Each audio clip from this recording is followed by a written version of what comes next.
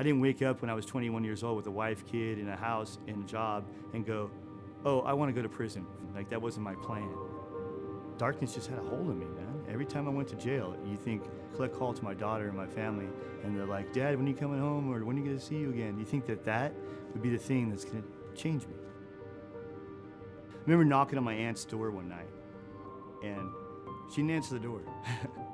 I felt really bad. She didn't answer the door, and I didn't realize, like, she didn't answer the door. She told me later I was scared, you know? And I thought about that. I was like, man, I scared my aunt? Like, I didn't think I knew I was hurting myself, but I didn't think I was scaring my family, like, where they didn't want to answer the door for me. I fell back into the darkness over and over again. Something had to change. A year and a half had gone by since my last trip to prison.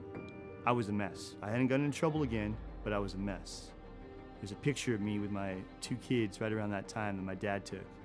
I think it was the same night he gave me the money for Christmas presents. But I got this fake smile on my face like, yay, I'm with my kids and my dad. And I'm a mess. I went out that night to buy my son a Christmas gift, and I had plenty of money to do it, something that I struggled with. I didn't usually have money. And I go out the door that night, and I just went down the street to Walmart, and I got that text. Saying, hey, hook me up. I'd just blown it, you know? I just blew it. I'm sitting there on the curb, across the street from this person's house, and I just look down at my hand, and I'm holding dope instead of a Christmas present. I cried out to Christ that moment. I'd known him when I was a kid. And in that, like, it wasn't long after that, I got arrested for the last time.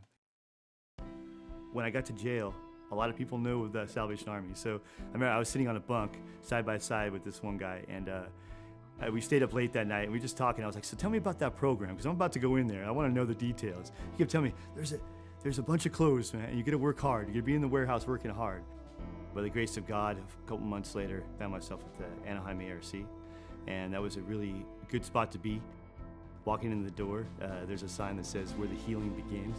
And every person you ask that walked through that door knows that picture on the wall where the healing begins. The next Christmas, the first Christmas in the ARC, I'm like 8 months in the program. I've graduated. They offer us Christmas presents to give to our kids. And it was kind of like this redemption moment in my head. I was looking back going, okay, this is the way it should be done. Okay, and every year after that year, for like about 5 years, I would keep the picture of him on my desk in my room, of him with Santa Claus that his mom would take, and just kind of remind me, you know, I was on the right path, and I didn't have to go back to that dark stuff. Today I have 8.5 years sober by the grace of God, and I'm about to be commissioned as a new lieutenant in the Salvation Army.